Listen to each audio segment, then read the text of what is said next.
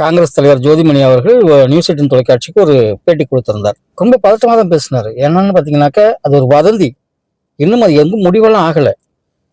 அஇஅதிமுகவும் திமுகவும் இணைந்து ஆட்சி அமைக்கப் போகிறார்கள், நிலையான ஆட்சி வேண்டும் என்பதற்காக அப்படின்னு சொல்ற ஒரு வதந்தி தான் அது. அதுக்குள்ளே இவருக்கு மிக பதட்டமாகி விட்டது போல இருக்கிறது. சொல்றாரு, எதிரியும் சேரக்கூடாது, அவர்கள் பிஜேபியுடன் இருக்கிறார்கள்.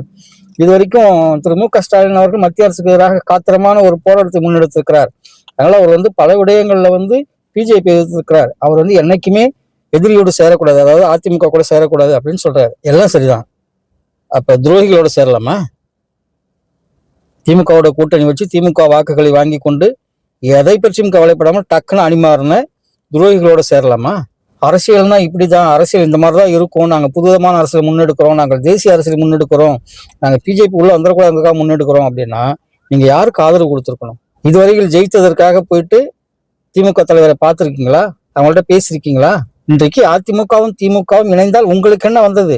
ஆனால் அதே நேரத்தில் இங்கு விஜய் தான் ஆட்சி அமைக்கப் போகிறார் என்பதில் எந்த விதமான மாற்று கருத்துக்களுமே கிடையாது. அந்த விதமான ஒரு கீழ்த்தரமான அரசியலை இதுவரையில் தமிழகத்தில் யாரும் செய்ததில்லை. அதனால துரோகம் பண்ணிட்டு ஓடுறவங்கலாம் திமுகவை பத்தி கவலைப்பட வேண்டாம், துரோகம் பண்ணிட்டு ஓடுறவங்கலாம் அதிமுகவை பத்தி கவலைப்பட வேண்டாம். அதிமுகவும் திமுகவும் எந்த முடிவெடுத்தாலும் ஒரு காத்திரமான முடிவெடுப்பார்கள். பிஜேபி வேணா அம்மா முடிவு பண்ணாங்களா? முடிவு பண்ணாங்க. அவர்களுடைய மறைவுக்கு பிறகு பிஜேபி வேணும்ட்டு திரு எடப்பாடி பழனிசாமி அவர்கள் முடிவு பண்ணாங்க.